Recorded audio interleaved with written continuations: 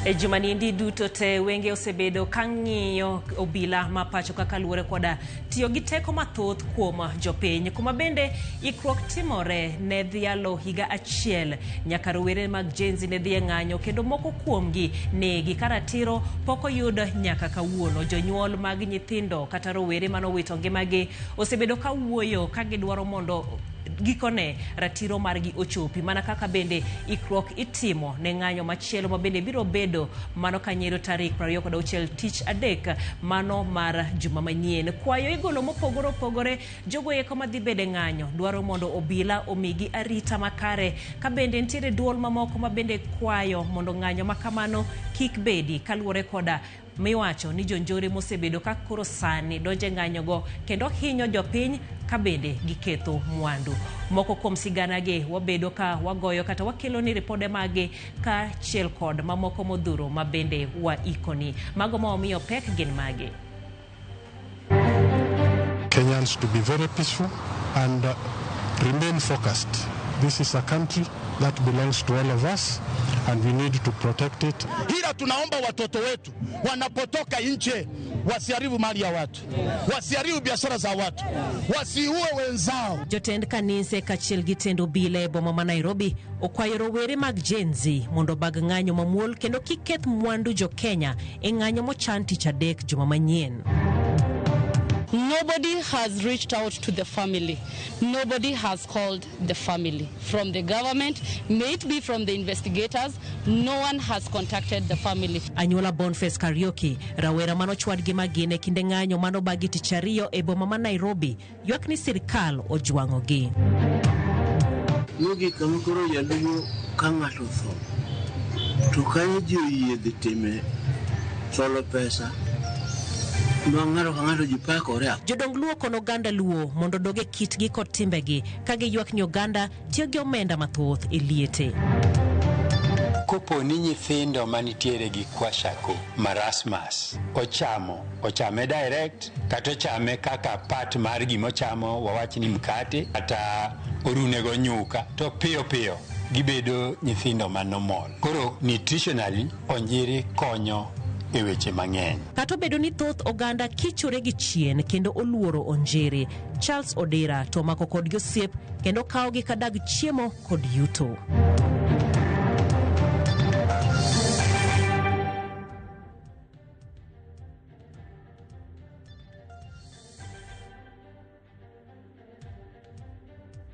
Kwa ini mundibede kodwa nyaka giko magweche gi manyien mago mag ang'ich welo nyinga Jailieta jaloko marwa en Wilson Ochuka kabende ote magi waroke lai marwa mar ote machok ma en 23600 kawachake ni anyuola mar Boniface Kariuki rawera manochwad gi magine kinde ng'anyo mano bagi chieng' tich ariyo e boma ma Nairobi ywak ni sirkal ojwang'ogi kendo jotim nonro pok oloso gi familia no mar dayo dhoge kaluwore koda hinyruok mar wuodgi. Magi duto timore ka anyuola Boniface wacho ni bath obwongo ne nyakonchiel ok ti maber ka nyaka sani pod onge luokruok moro amora moseneno kuome chakre ne tere od thiethno ndalo 5 mokalo. Jafwambo marwa Sharon Ong'ao gi ler mathoth.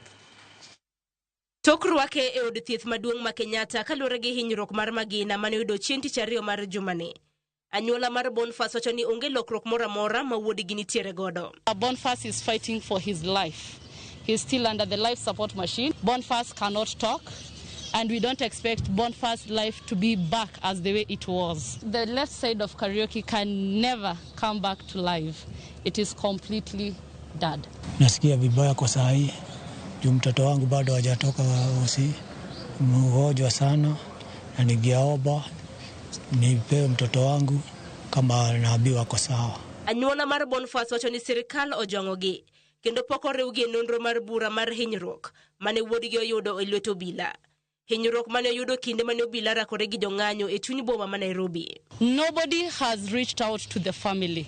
Nobody has called the family. From the government, may it be from the investigators, no one has contacted the family. Okang' manochunogi mar dhi tesendo obila mar Central mar ndiko dhogi. Kata kamano, tesendo obila nonyisogi ni bura makamano nosekaw gi bad migawo matimo nonro e wi nek mikelo gi obila. Yesterday, yes, we went to Central, whereby they told us they cannot take our case. our case was taken to homicide, whereby the family have not been contacted by anyone as the case has been going on and the proceedings have been going on. That's where the family came in contact with the Wakili. We had to tell Wakili, the case has been going on, but we don't know anything. There is no one who has been at Milimani courts to listen for us or even to appeal for us. Kata kamano, familia mar Boniface wacho ni chunygi ok bi tho mar manyo ratiro ne wuodgi.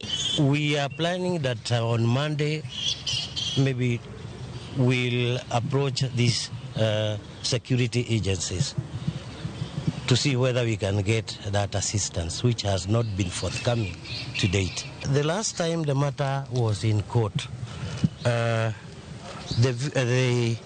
culprits were placed at a police cell, that is Capitol Hill, and the matter will be mentioned on 3rd July, when maybe a plea will be taken. We'll, at least for the first time, participate in the proceedings. Because when the plea was, when the culprits were taken to court, we were not there. E kinde ma Boniface ntiere kitanda mar midekre, rawere mag Gen Z ochano ng'anyo chieng' tarik 25 mar dwene. Kaka rapar mar lweny wane gibedo godo chieng' tarik 25 higa mokalo. E kinde ma jodolo kwayo rowerego mondo obed gi ng'anyo mamuola kendo owere gi ketho mwandu jo Kenya mamoko. E odiechieng' mar ang'wen, anyuola mano mar rawera mong'ere kaka Boniface Kariuki pod ogoyo tach e od thieth maduong' mano mar Kenyatta kapod gimedo biyo seyo ne piny owacho kuom dhi mos mano mar timo nonro mar kawo okang' ne jogo eko ma bende nohinyo wuodgi. Sharon Ong'ao, Ramogi TV e od thieth maduong' ma Kenyatta. Moko kuom rowere ma jotend mbalariany mopogore opogore pachoka koro wito oko mabor paro mar ng'anyo michano tim tich adek juma manyien kaka rapar ne jogo mano wito ngimagi e ng'anyo dwe mar 6 higa mokalo. Kaka Efi Nyakidi lero, moko kuom jonyuol mano negi nyithindgi e kinde ng'anyono bende nochwalo kwayo ne obila omigi arita makare. Tarik 25 dweni, rawere chano bago ng'anyo pachoka. Ng'anyo mabiro bedo kaka rapar ma jogo mano wito ngimagi e ng'anyo wi paro machiko omenda ma higa 2024 2025 ma bende nomonje od bura mamalo kod mano mar Senate. Viva Comrades, viva! Viva! Kata kamano, moko kuom rawere othegore mabor gi parono ka giwacho ni rawere osebed kitiyo go marach ahinya te kinde ng'anyo kaka yorno mar chwalo dwach josiasa. Ne ng'anyo mabiro tarik 25 kwa yeo jana mapodongo ni donge ot so ka in gi gimo ningi tim malongo to wuogi tim kwa ye gi dwol mamuol sirikal kod obila made bedie ni kata kubiro to ke kuchwadwa magina ne joma biro temo dhi kwa ini dhi ng'anyo mos nying Ruoth Yesu. For too long the youth in this country have been dragged literally and politically to fight battles that are not ours. We have been called to riot in the streets while others push to bleed, while others plot to benefit from the chaos. What is being planned for 25th June 2025 on Wednesday is not a protest. It is not a revolution. It is a setup. Rawerego medoni ok gibiye ni tiyo kod gimarach e rocho chenro mag piny owacho kendo gilero ni dwach gi maduong' en yudo ratiro yo makare ne jowetegi moseyudo hinyruok e ng'anyo. Gikwedo bende josiasa matiyo gi kweth njore e ng'anyo mondo buog ngima jong'anyo kod kwalo mwandugi. We want to demand for justice, opportunities and reforms, not going to the streets, not tear gas, not bullets, but also we demand protection from criminal gangs hired by the politicians. Protest mipango ga chude moko on 25th. To hakikisha ni city ma Nairobi obedo gi gimiluongo ni rang'iny mamalo e weche mag CCTV cameras. Mada yud ni police moro ka bunde no ogogo youth. To kwa biye kaka wan jo youth nikech koro wayie waol gi tho. Pach rawerego nosir kod gavana ma kaunti ma Migori Ochila Yako mano wacho ni rawere ema nyalo konyo dongruok ma piny Kenya kendo nyaka koro gimany yore makare mag chwalo duondgi e wi lokruok ma gidwaro ne piny Kenya. Gino manosir bende kod seneta ma kaunti no Eddie Okech. The agencies, you are our future, you are our potential and you are our growth. Tafadhali tusiende kwa hiyo maandamano ya fujo. Kwa wale vijana wetu ambayo you are being incited to demonstrate or to be unruly on 25th of June. When you want your voice to be heard, make your voice as clear and as distinct as possible. Those who are inciting our young people, you must know that our young people have got a time that they will vote and make a choice in 2027. For now, let all leaders do their jobs. Kombachielo, anyuola mag rawere manochwad lisasi kendo negi e kinde ng'anyo madwe mar 6 higa mokalo nochopete sendo obila ma Central mar chwalo kwayo margi mondo mi obila ochiw arita makare e kinde ng'anyo. Mara kurusa mawe, kwanza vituko, sisi hatutaki tear gas. Niliona hata harufu yake kidogo inafanya ni sneeze. So sitaki, hatutakuwa na maandamano. Sisi kama wasasi, yetu si ya maandamano. Kwa uso unaweza tukosa, lakini ndani tuko na uchungu. Kama mangu wako na uchungu, hata mimi ndugu yangu niko na uchungu sana. Ngomba serikali iangalie maneno. Isitupuuze tu hivyo. Sababu nasema na kuna kitu. Korka korgi, obila omako chungni ng'anyo makamano, madhialo jogo manowito ngimagi, biro bedo maonge lweny mora mora. I'll say is just to urge Kenyans to be very peaceful and remain focused. This is a country that belongs to all of us and we need to protect it at all costs. We don't want any form of violent procession or demonstration. We've agreed with them that the event will be free from violence. Efinya Kidi, Ramogi TV, Nairobi. Pod mane weche mag ng'anyo geni jotend kanise Pentecostal mopogore opogore boma Nairobi kawuono wuok oko mar lamo ne piny Kenya mondo obed gi kwe kendo ganda dho udi duto oriwre kanyakla e kinde lamo no gikwayo rowere machano ng'anyo tarik 25 juma manyien mondo bi ong'any gi kwe ma onge ketho mwandu mora mora. Jesu duor nigi ler mathoth. Kar sa auchiel mar odiochieng' oko mar Archives e chuny boma ma Nairobi, jodolo mag kanise Pentecostal ne ochokore mar lamo ne piny Kenya. Lamo no mane en mar sa achiel kende ne okelo kanyakla jodolo mohewo 100 mag dinde mopogore opogore ka giwer kendo pako Nyasaye. Moko goyo chong gi piny to moko nindo piny ka giywak ne Nyasaye mondo res piny Kenya kendo kel kwe pachoka kama duong' mogik gi lamo ne riwo jo Kenya duto kanyakla. Kawuono ni walamo kendo waketo oganda duto ma ja Kenya e lwet Nyasaye mondo gibed gi horruok kod achiel mar oganda gimoro amora manyalo kelo chwero remo ok wadwar ni mae momiyo wawuok wamakore lwedo kanyakla duto jo Kristo mowuok e oganda duto mag jo Kristo manie Kenya moko pogo ni madini mane kata madini macha.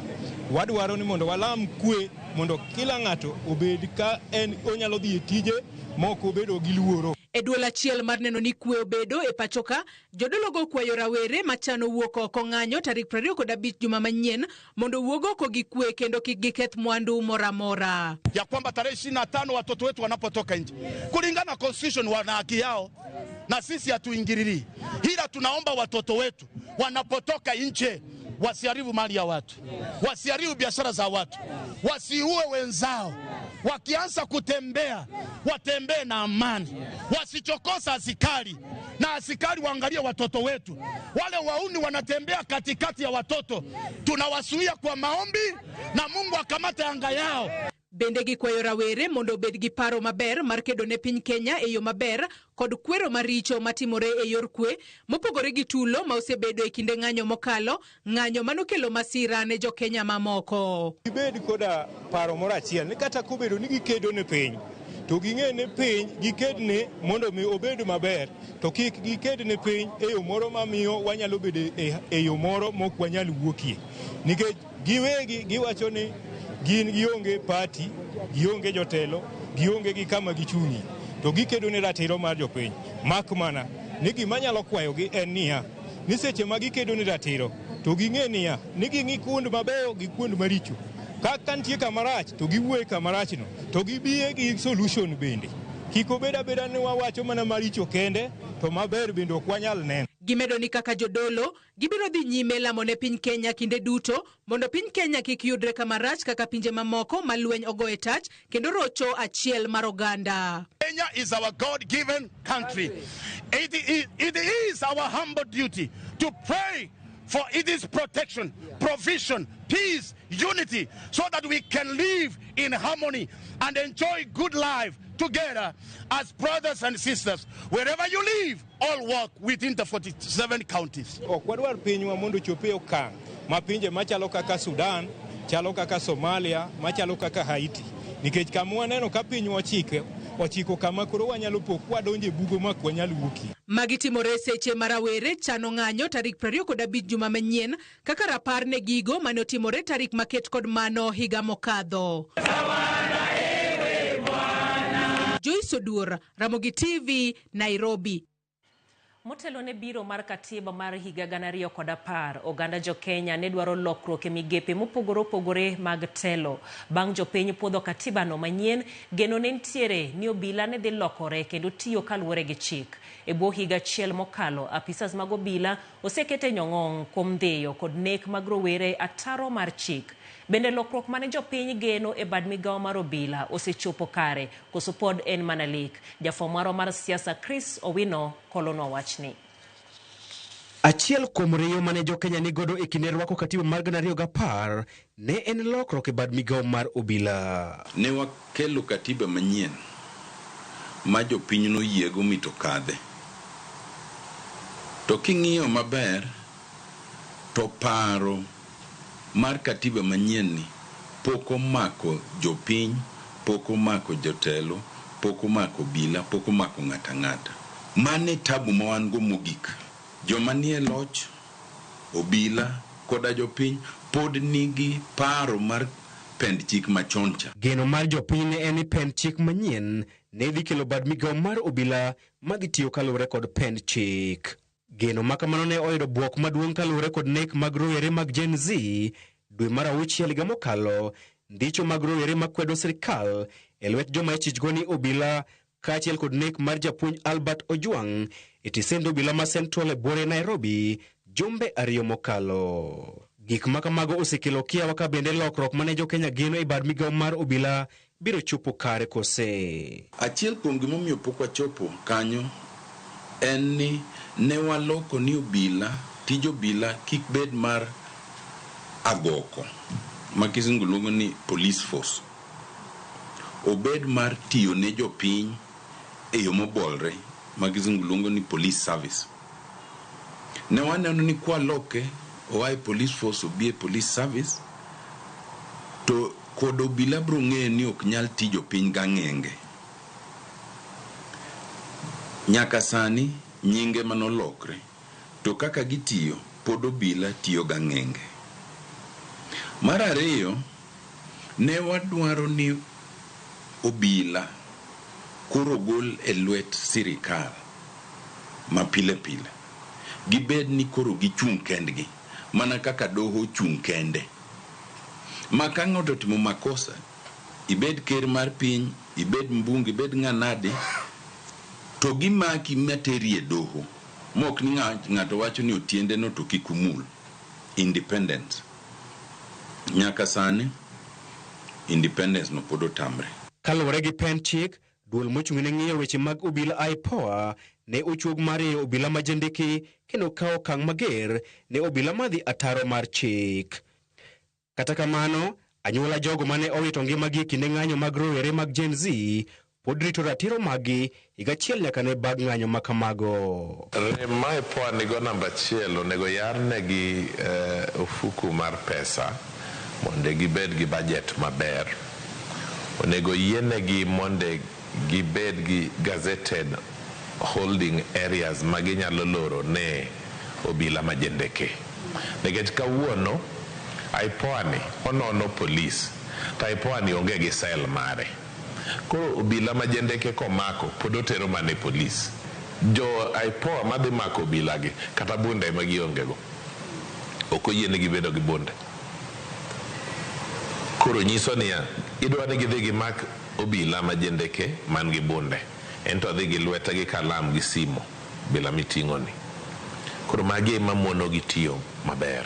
E kinde ng'anyo mar kwedo nek mar japuonj Albert Ojwang' e Bore Nairobi e kor jumani, obila ne ochielo gi magina ja ohala moro mane uso abuog rombe, gino mane okelo ng'ur mapek e kind jopiny e wi time mag obila. Ni gimoro rach, king'i adieri, obila samoro moko kuomgi, ofis magitiye en mabati ka koth obi ka piny ng'ich ong'ich nyowoyo ka chieng' rieny mabaro wiyi ero thagore ma kamano to weche be miye mondo solve gik matich gi tek kodhi wach masara kamoro kata nyathine ok onyal tero skul kapok okwang'a to pesa. Chris Owino, Ramogi TV, Nairobi. Kawadhie komachielo en ni jatend piny William Ruto medo siro ni onge ng'at moramora mabiro buoge e yiero ma higa 2027. Ruto manoyore nyisruok mar jopur e kaunti ma Meru olero ni sirkal mar Kenya Kwanza ni kod chenro mar arieya mar dongruok magichano timo ne jo Kenya. Yam siasa tinene no chomo masaa mar Kenya. Jatend piny William Ruto manoten kod jalupne Kithure Kindiki no baye kaunti ma Meru kama ne gilose kod jopiny e gwenge mopogore opogore motelo ne yuoro e chenro mar show madhi nyime kaunti no. Ruto otiyo kod thuolo no mar medo tielo ni onge ng'ata manyalo buoge siasa mapacho ka. Na mimi nataka niwaeleze. Mimi nimekuwa kwa siasa siku mingi. Unanielewa? Mimi nimekuwa kwa hii siasa siku mingi. Na mimi vitisho, mimi siwezi vitisho na mtu. Ati vitisho, watakuta mwingine. Ati na makelele. Ati tuache kazi hii tunafanya wewe kwa barabara. Wach moser kod jalupne Kithure Kindiki mosingo kedo kod josiasa makawe mawethwe. Kuna watu unaona wanazunguka hapa wako na madharau kidogo. Hawatujui, hawatuelewi. Wanatupima kidogo, wanaona kama sisi ni watu wadogo. My friend, leo ni rais amesimama hapa. Nataka nikuja nisimame hapa peke yangu, ninyoroshane na hao wanaume, niwapeleke mbio wakwende wasikwende jameni. Kagima chal kanga magoyo siboi ne jalupne machon Rigathi Gachagua mabende ne limbe ne e gwenge ma Meru. Ruto oseotim mar Gachagua kuom rembedo kod chenro mochwiny mag dongruok. Mtu hana mpango. Ati kazi yake kasongo. Ruto must go. One time. Hana mpango ya ajira ya hawa vijana. Hana mpango ya barabara. Hana mpango ya kilimo. Hana mpango ya afya. Hana mpango yoyote. Huyo ndio mtu utashindana na yeye. Jatend piny omedo keto singo mag dongruok ne oganda jomeru kamotingo bero pith mag jamni e kaunti no. Kuanzia tarehe 1 mwezi ujao, Julai, tarehe 1 Julai, tunapunguza gharama ya sexed semen. Hiyo mnanunua shilingi 4,000. Tunapunguza mpaka shilingi 1,000.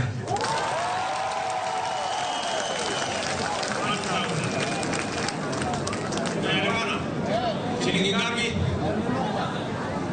1,000. Ndio ukisafu ng'ombe yako ujue uko na ndama ambayo ni ya quality ya juu na hauwezi kuwa na guesswork ya kubahatisha kati ya ndume na ng'ombe kike. Simfros Okinda, Ramogi TV.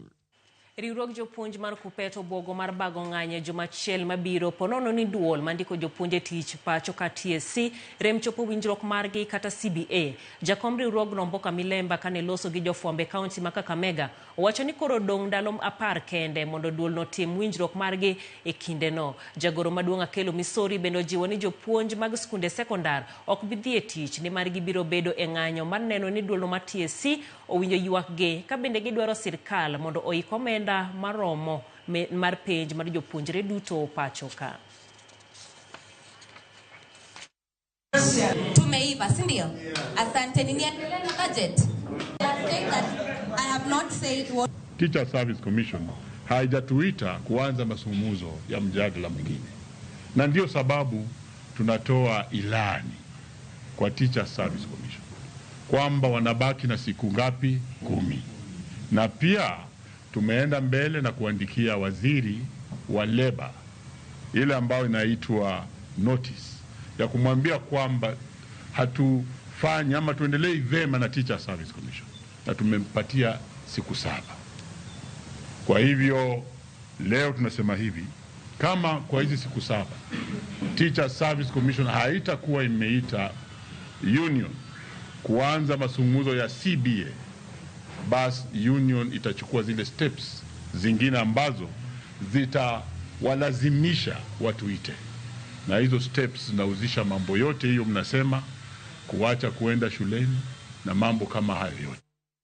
Jodong luo kono oganda luo mondo odogi e kitgi kod timbegi kagi ywak ni oganda tiyo kod omenda mathoth e weche mag liete. Mana kaka jafwambo marwa e kaunti ma Migori Juma lero, jodongo lero ni omenda mathoth mitiyogo e liete en omenda minyatigo e yore dongruok mamoko manyalo konyo oganda.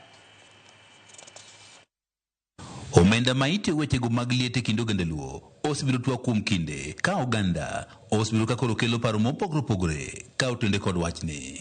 En twak ma bende pod dhi nyime kendo oganda motinyo jotend siasa, riwruok ma jodong luo kod oganda moko pod nitie kod chung' mopogore opogore e wi omenda ma itiyogo e yore mag liete e kind oganda luo. Ka koponi ng'ato yudo lit kata koponi ng'ato wito achiel kuomgi, to garama mang'eny bedo mar wuon liendno, kendo inyalo yudo ka kata mana dhok mantiere dalano iuso te in the name of ng'ano yudo shida. Jomoro gokinyi jorwako sude kodonjo to lielo kodhiye, inyise ma kuma kata nitie oredo kacha en ochuomo lete piny, ichuone gi plau gichomo gi sodo kao gi pi odhi obedo piny, kosenyenyo koro kalo malak koro kochak neno moko mag miriambo ma ji wacho gik ma nonsense.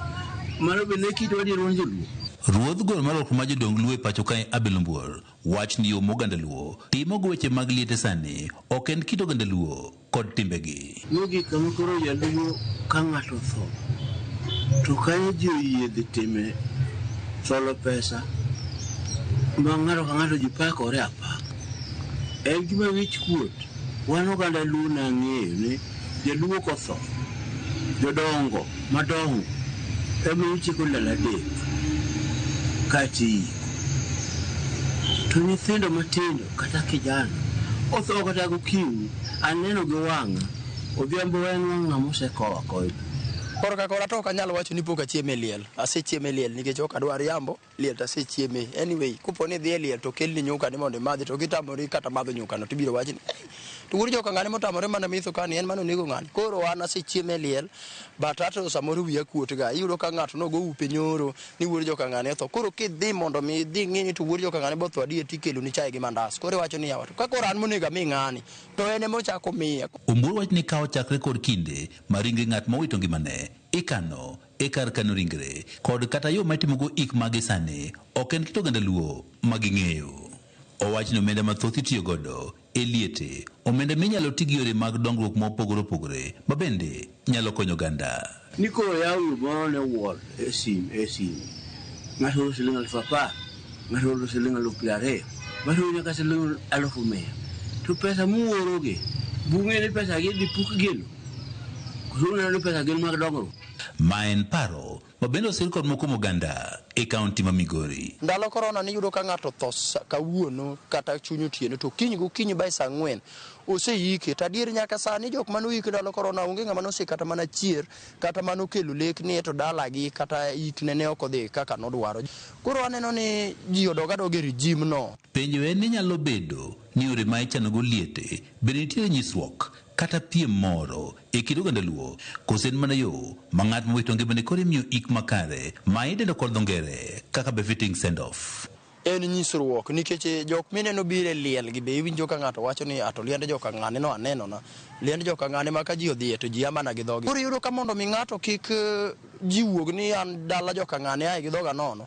Riwruok ma jodong luo wach ni gichano chenro mar paro oganda luo kitgi kod timbegi mondo giwere kod timbego mag iko e yono mar nyasungu ma giwach ni osemiyo oganda luo osewito kitgi kod timbegi. Ka jodongo samoro jo keto dungi rande ko miche wuoyo mwawacho nwabro wuotho mondo wapenjre kaka oganda ni to ere kaka onego watime wach mag lietegi kich liel nego joluo.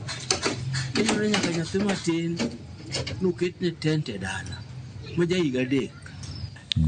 Juma, Ramogi TV, Migori.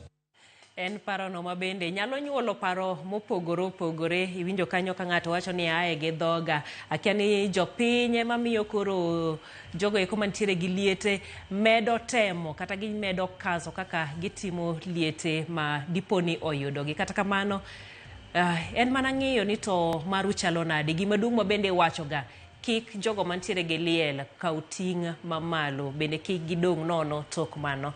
Erokamano ahinya kuom ote ni David Obel ka Kipasi ka Nyadoto, iwacho ni newsletter kendi mor gi Ramogi TV, moso Kevin Odhul gi Belinda Odero. Machielo en mari nyisa kendi ni kaka pile waneno habari untiere Odili Gardens Kisumu kendo Ramogi TV ler kabisa. Joramo wiyo gao mano wuoda hero, iwacho ni an wach ditama fuane japonja Duncan Kaoro kachiel koda Bon Ombura bendo kawane ote magi. Lawi wuoda dore kantiere rinye neno Ramogi TV yo makari, moso Jakoma Rika Wendo Fred Oyar bendo kawane ote magi. Pastor Mondi Otiche mar Gemo Nyinyore mari chopo ne Jaudi Sara Atieno gi Archbishop Odhiambo Gura Olo Oyanda bendo kawane ote magi. Abenda ntiere Budho Toma kaka iwacho ni iluongori ni Head of State Jaodi Mary Deputy Mari Yawuoti Quintin kod Promise bende okawane ote magi. Mago moko kuom ote ma bende donjo nwa ilayo maro mar ote machok ma en 2-3-6-0-0. Wadhi e yweyo machok ka waduogo binya chamo onjiri. Wang'iyane ka sigana noero en gino ma bende nyalo lombi mondo ibile ane.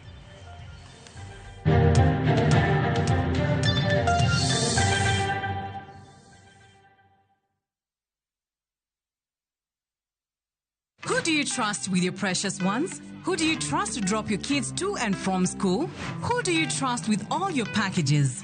Who do you trust to get you to work, airport, or to that late night plan? Wigo. Introducing Wigo, your trusted ride. The ride with the most reliable, verified, efficient, and transparent drivers. With fabulous cashback incentives for passengers, each trip on Wigo feels like an upgrade. Download Wigo from Play Store or App Store or SMS Wigo to 20425 and ride with confidence. Wigo, let's go.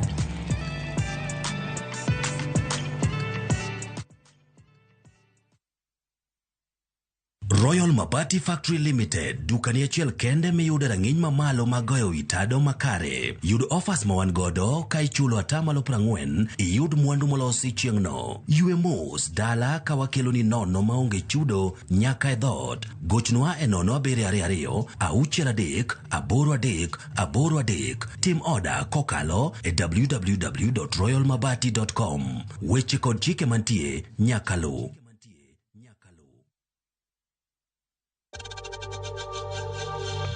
We know times are tough, so save money by buying airtime from M-Pesa to any network with zero transaction fees. Dial *487*2# and get your airtime PAP with zero transaction costs.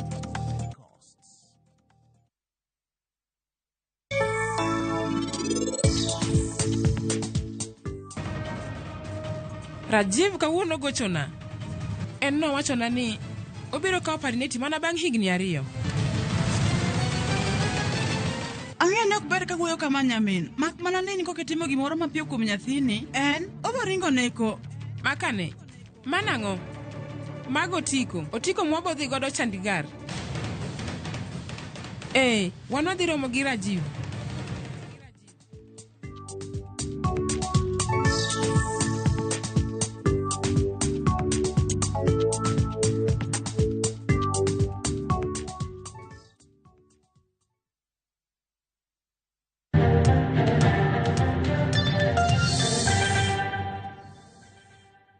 Machiegni kendo japur moro e gweng' ma Thome e alwora ma Kisumu e boma ma Kisumu kelo lokruok kokalo pith mar onjiri. Bende kata obedo ni thoth oganda kichore gi chien kendo luoro onjiri, Charles Odira to mako kodgi osiep kendo kawogi kadag chiemo kod yuto. Lipota mara Millicent Adhiambo nolimo Charles e puothe mar onjiri kendo kelonwa lipod kinda, lony, sinani kod geno moyude kind liyo gi ywak mawuok kuom onjirigo.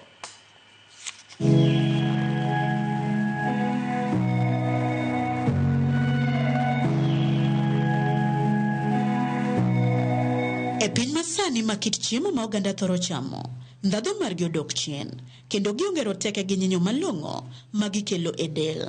Jago moro koro temo gi kinda mar loko sigana makama, to mano kokalo kuom pith mar onjiri kaka chiemo makare. E gweng' ma Nam Thoe, e kaunti ma Kisumu, lowo yudo liet mayom to muol mar chieng' ka kit wer kod thum mokwako lwasi opogore, ni mar ok owuog e banjo kata nyakalondo, to thumni wuok kuom onjiri. E sama wendo onjiri okwako kor lwasi, Charles Odira, japur mang'ula manigi lek moyiedhi, oketo pache duto e onjiri kaka yor kelo ne lokruok e ngima makare kod yuto mare.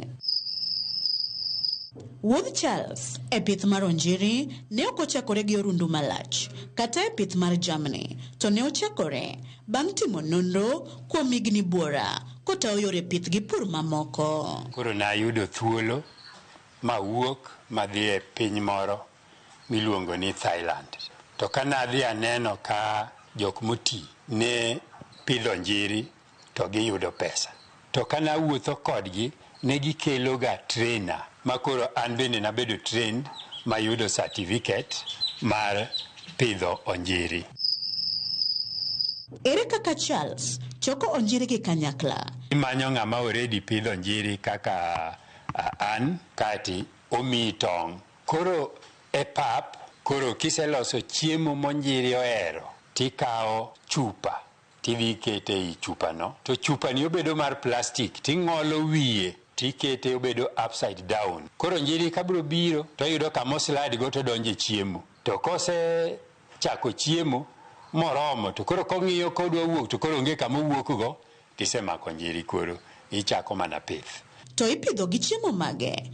Onjiri bro chamo gima chalo kaka mogo, to kakoro idwano bed gi balanced diet, layers mash tiyo maber kabisa. Onjiri bro modho pi maler ma imbe di modhi. Onjiri bro dongo machop dweche 2.5. Koro kani pidhe mar mondi chame, to seromo chiemo. To kipidhe mondo ochako nyuol, to chako toko bang' ndalo 85. To ere kaka orito gi kinde ka kinde nyaka chop keyo? Opo ni gik mitiyogo machalo kaka gik magimodhe, gik magichieme olil, tibiro nwang'o konjiri chako mana tho. Bang' choko gi kanyakla, ere kaka gikone onjiri gi lokore chiemo? Koro kose tuo, to inyalo chiele, tichame direct, mana kaka jindilo njugu cha. To ka ng'ama pok obedo nong'iyo gi chamo njiri ahinya, tinyalo kawo njiri, tirege. Inyalo rege, ka in gi matin, tirege arega e blender.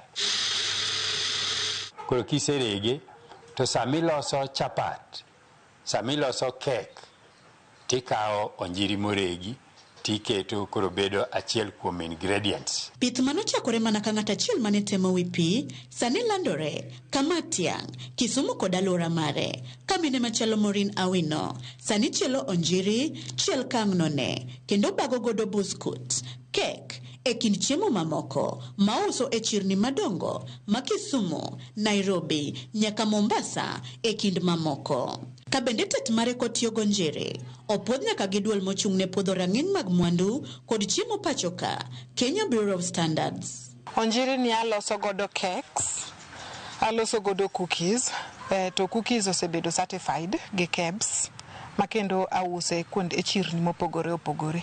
Sana sana jadhika kod gi exhibitions ng'enyne. Bende koda ka joma wuone sani wero mana wend onjiri kaka chwadore e lemb kendo medo gi teko. Chieng' moro nakale bakery moro tayudo ka giloso cookies mag onjiri. Koro kana abilo kuki mane giloso no, nayudo komit kabisa. Namanyo kama nyalo yude kamirege onjiri, mayudo kirege mo poda mare. Kora kelo, to kakele ot ka tiruo na godo nyuka, tamadho nyukani. Nayudo ka koro teko na omedre kabisa. Kopogore kod yuto, ma Charles nwang'o e pith mar onjiri. Charles bende loko ngima joma moko, ka bende sani opuonjo jopuonjre mag kuonde tiegruok mopogore. Wanene ga mane puodho kaka gima wuotho, kaka gima chikore, kaka le. Koro kan wabiro ka wayudo ka en gimi pidho, na bedo gi mor ahinya mar ng'eyo kaka inyal pidhe. To ere gima keto njiri bedo chiemo maroteke kod nyinyo mag del wuokie? Feedbacks aseyudo koya kuom clients ga. Cricket, yes, beche ni malo. Kuti timo kao matini ni, ko compare gi mado chamo ringo to do chamo gweno kata do chamo rech. Mago do chamo mang'eny as compared to cricket. You do the same amount of protein mado yudo kuom ringo kata gweno kata rech. Chiemo molos go njiri taste mamit ahinya. To kichame kamano nitiere gik moko kaka choke majony. Koro yare jumono wachak chamo njiri go. Gik makamago kwa winja ahinya. Onjiri nitiere gi iron. Ma iron no ema mine ma chamo dowa ka manyo e odowa. Onjiri ni kopo ni nyithindo manitiere gi kwashiorkor, marasmus, ochame direct kata ochame kaka part mar gimochamo, wawach ni mkate kata orunego nyuka, to piyo gibedo nyithindo manormal. Koro nutritionally onjiri konyo e weche mang'eny. Kata kamano, wuodhni okosebedo maridore kamano. En gi achiedh nade makorka kore. Onjiri nigi jok ma waluongo ni wasike. Achiel kuom wasigu mar onjiri en thomorni. Thomorni nyalo donjo macham onjiri te. Koso ng'eyo ber mar onjiri ne customers emomiyo uso mar products mag onjiri ok ni malo ruok. Kwayo margi ewi pith mar onjiri en mane? Onjiri ni anyuola mar ng'wen to en anyuola mar nyoso. Koro kakichamo nyoso, kakichamo ng'wen e kaka onjiri bende chamo. Andila be achiela kiyudo tindila andila to tuoche mang'eny mago jigi iyudo ka korigorigo onge tuo machando dendi. Onjiri ni en gima ipidho kama tin. Ok bi wacho ni oro no biro makoro pi onge, lum onge, en gima inyalo pidho. Koro obro miyo wabedo gi sustained supply mar protein in our diet. Gima nochakore kidam sani koro en dago njiri ma jopith kod pur kaachiel kod jochiemo ma oseng'eyo ber roteke ma okelo e del boroe. To nikech nok mar ng'eyo wi ber mar pith onjiri, ikwayo sirikal mondo odonjre osiri jopith kod pur manie pith onjiri kaka yor bero ngima oganda. Millicent Adhiambo, Ramogi TV, Mixer Farm, Kisumu County.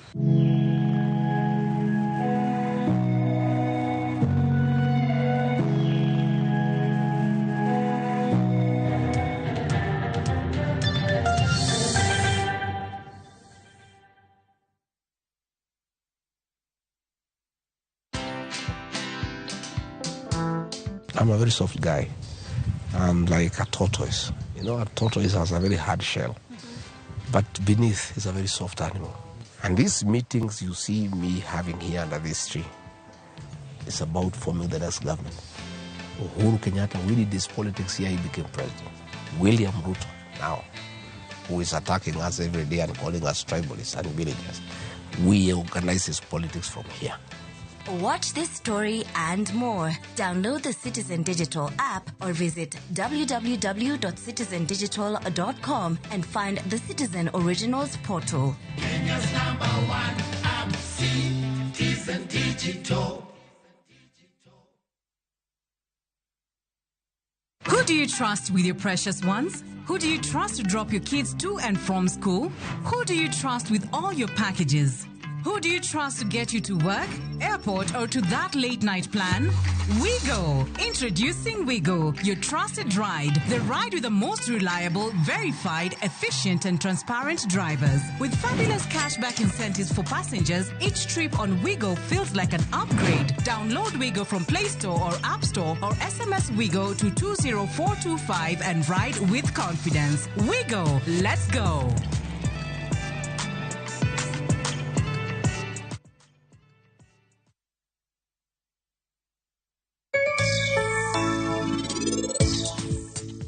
Makane, manang'o? Mago otiko mwabodhi godo Chandigarh. Wanodhi romo gi Rajiv.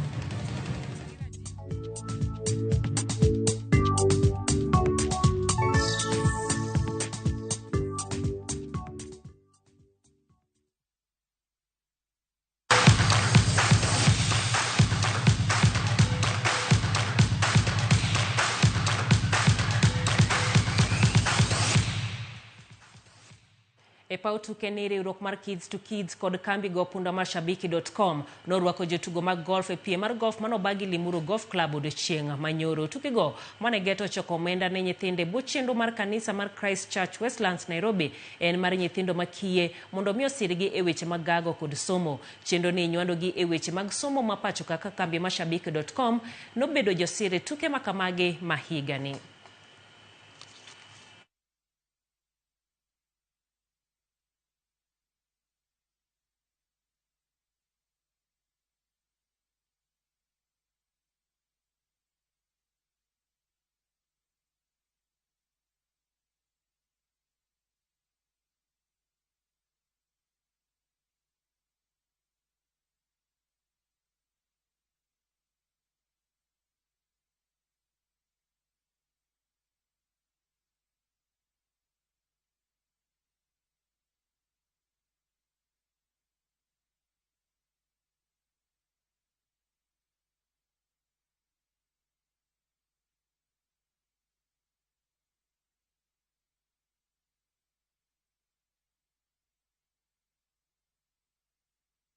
Under Shabiki na Jamii Initiative, we have always believed the real impact starts with opportunity. And there is no greater opportunity we can give than access to quality education. Today, you've done more than swing a club. You've made a difference. You've helped write a new chapter for a child who will now walk to classroom with hope in their hearts and tools in their hands. About an average of about 20 kids for the last couple of years, but the Kids to Kids team under the leadership of Gordon and again under the leadership of the church has now moved to taking care of over 50 children, about 50 children every year.